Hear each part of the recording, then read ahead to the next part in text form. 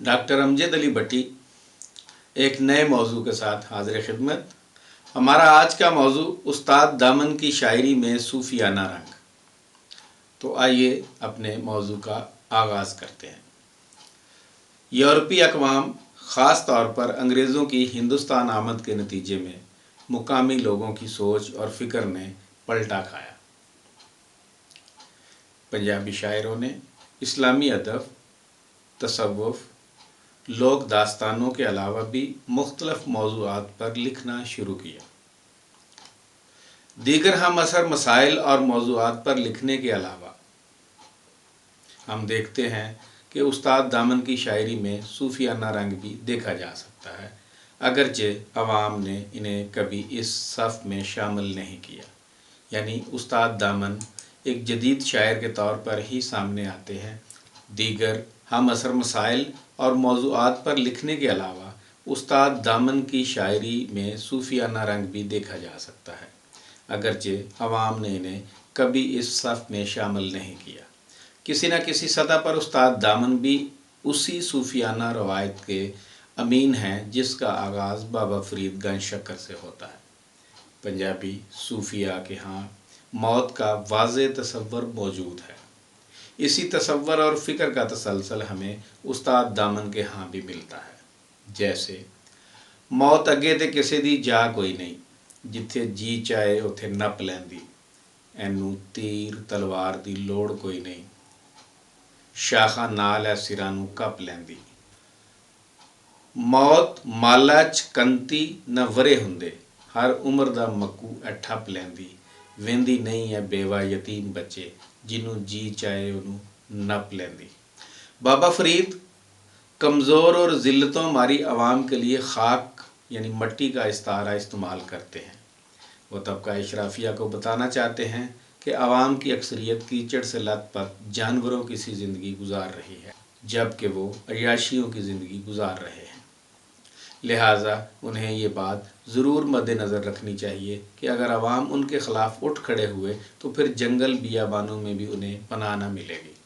इसकी वजह महज ये होगी कि इस तबके ने आवाम को ज़िल्लत भरी ज़िंदगी गुजारने पर मजबूर कर रखा है, जिससे आवाम के लिए जिस्म और रूह का रिश्ता निभाना मुश्किल बन चुका है। लिहाजा ए हुक्मरानों, कीचड़ में लिपटी आवाम को कम अज़ कम इंसान तो समझो।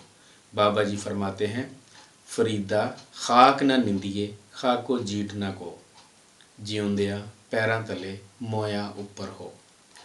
अब आइए उस्ताद दामन की जानब, जो इसी मजमून को इन अल्फाज में बांधते हैं।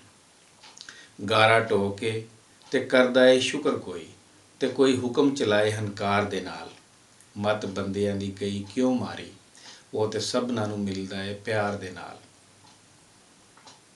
करदा खल्क है राज जहान उत्ते, हुक्म चले ना सदा तलवार दे नाल, हथों छड्डिया रब दा जिन्ना दामन, वो नमरूद मिट गए पहले वार दे नाल। उस्ताद दामन और तकरीबन सभी सूफिया का ज़माना समाजी, मुआशी और सियासी लिहाज से इंतशार, तोड़ फोड़, उथल पथल से भरपूर ज़माना था।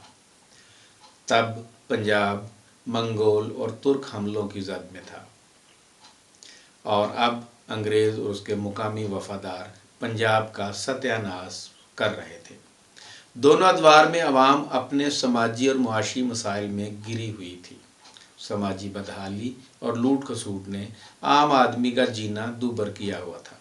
हर तरफ आपादापी और नफसा नफसी के बायस इंसानी खून पानी की तरह बहाया जा रहा था। इस सूरत हाल ने मुआशरे में पहले से जारी तबकाती ऊंच नीच में मज़ीद इजाफ़ा कर दिया। खल्के खुदा की कमाई हुक्मरानों की लूट मार की नज़र हो जाती। हुक्मरानों की ज़िंदगी का मकसद महल मुनारे तमीर करना और दौलत की हवस में ज़िंदा रहना ही रह गया था। लुटी पटी आवाम से टैक्सों की शक्ल में लूट मार करके माल और दौलत को इकट्ठा करना इशराफिया की ज़िंदगी का मकसद बन चुका था और आज भी है, जबकि अवाम मौत के साए तले ज़िंदगी गुजार रहे थे। बेनज़र गायर देखें तो उस्ताद दामन के अशार में भी उसी खौफ का पता बआसानी लगाया जा सकता है जो बैरूनी हमलावरों के बायस पंजाब के चारों कोनों में फैला हुआ था।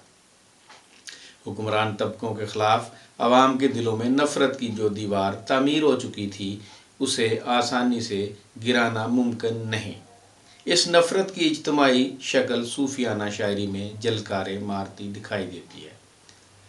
फरीदा इक ना आटा अगला इक ना नाही लून, अगे गए संजाब सन चोटां खासी कौन।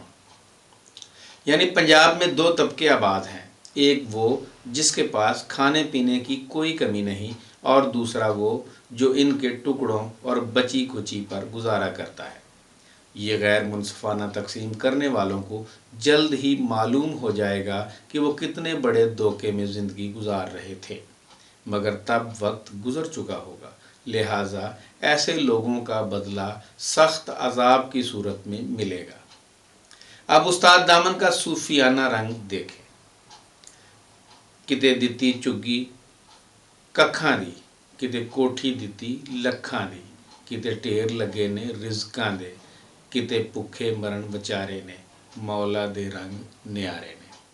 उस्ताद दामन गुरबत से नफ़रत करते हैं। उनकी ख्वाहिश है कि मुआशरे में ऐसी समाजी मसावात की बुनियाद रखी जाए जहाँ लूट मार करने वालों को खुली छुट्टी ना मिल सके। उनका मुखातब सिर्फ तबका इशराफिया है जो हर जायज़ और नाजायज़ तरीक़ों से माल इकट्ठा करता है और आला शानो शौकत में ऐशो इशरत की ज़िंदगी गुजारता है। माड़े करन उडीक क़यामतां दी, वड्डे खोल दे थे एजेंसियां ने, जिथे लगने जुम्मे बाजार नहीं सानू मिलनियां ओथे करंसियां ने।